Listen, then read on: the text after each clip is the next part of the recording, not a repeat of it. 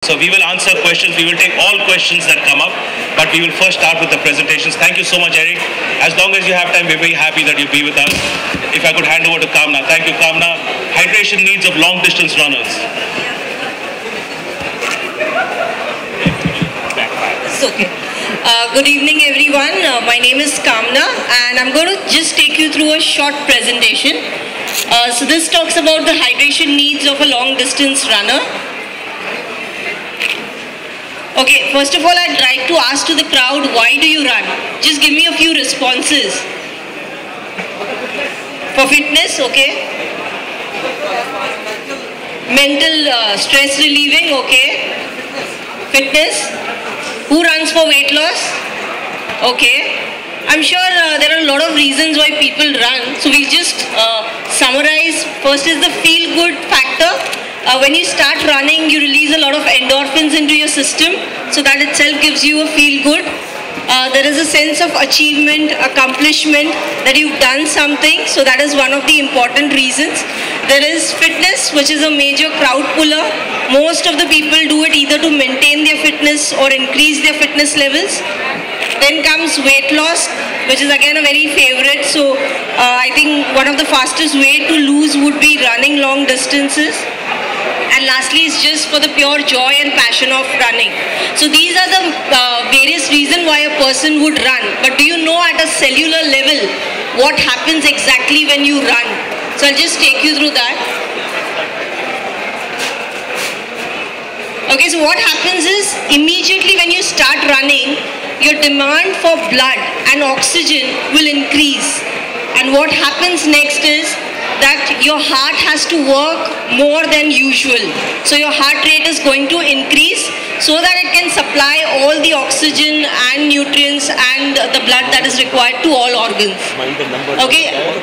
In the bargain, your body temperature also starts increasing because your heart is working faster than normal. Okay, and then you start sweating. Why do you sweat? So that your body gets the temperature down. Okay, and lastly, your blood volume will actually reduce.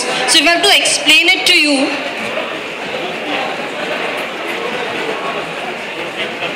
the demand for blood and oxygen is more, but the end result is your blood volume is actually going lesser than what it should go.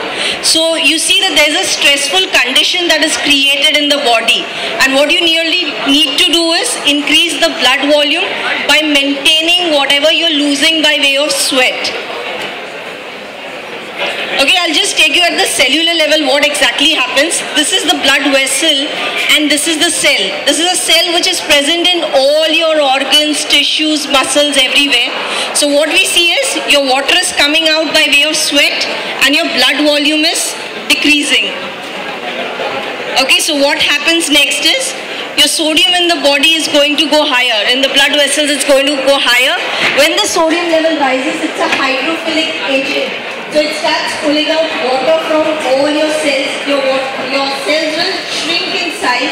All the cell processes will be disrupted, you could say.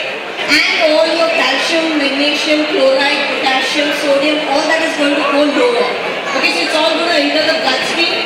And since the concentration goes higher, your calcium, sodium and everything is going to go out along with the water. So when you're sweating, you're not just sweating water, you're sweating out calcium, magnesium, sodium, potassium, everything in the long run. And what happens is your blood acidity will increase, and which means your blood sugar levels also start dropping, which directly impacts the brain. So your performance goes low, you're not able to focus, you're not able to concentrate well. And that is why you need to replenish all what you're losing by way of sweat. Okay, so fluid loss we'll just see in normal situation. You'll see by breathing, you lose around 350 to 500 ml. By way of sweating, you lose around 500 to 1000 ml. And by urination and excretion, almost 1200 to 2200 ml. Which means, in all, you lose around 2 to 3 liters of fluid in a daily, day-to-day basis. This is a normal situation. I'm not talking of when you're running. When you're running, your fluid loss is going to be more than this. Okay, Okay, so talking about hydration, it's basically the practice of maintaining optimal fluid in the body. Whatever you're using, you're covering up by probably drinking a energy drink or any fluid. Okay, and while running long distance, hydration becomes very important. In fact, it becomes more important than nutrition, because while on the run, you cannot eat an energy bar or you cannot be really, eating a fruit. But to sip an energy drink becomes very easy.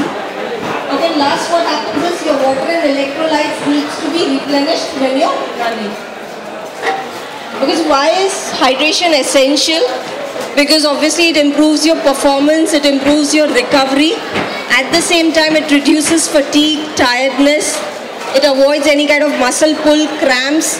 At the same time, it avoids dizziness, headaches and heat stroke. So it's very important that you keep on hydrating yourself on a regular basis. Well, this was made for the Standard Chartered Mumbai Marathon, but for the Airtel Delhi Marathon, I'm sure the temperature is going to be a lot more lesser. You may sweat a lot more lesser than what you would sweat in the Mumbai weather. So we just see this. Okay, so I'll just explain you what should be your hydration level. Whenever you're training, you could drink as per your comfort. You should not overdrink so that you feel bloated and you feel very heavy. But before the run, ideally with your breakfast, at least 2 glasses of fluid, which is approximately 400 ml, and that should not be just immediately. There should be a gap of at least 2 to 3 hours before you run the race. So that's very important. And just say half an hour to 10 minutes prior to the run, again 1 glass of 200 ml of fluids, very important. And then once you start the run, keep on sipping water as and when required. Even if you don't feel thirsty, you should be drinking water so that you avoid any sort of injuries. And you could follow a simple rule, which is a 20-200 rule. So every 20 minutes into the race, try drinking around 200 ml of water.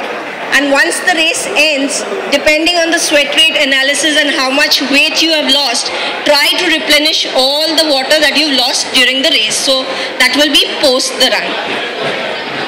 Okay, so ideal hydration drink, like he just mentioned, that it should not be very sweet. So whatever drinks you're having, make sure that the carbohydrates are right, which is around 6 to 7%, and it has all the electrolytes, right, from sodium, potassium, calcium, magnesium, chloride. So everything should be present in the right combination.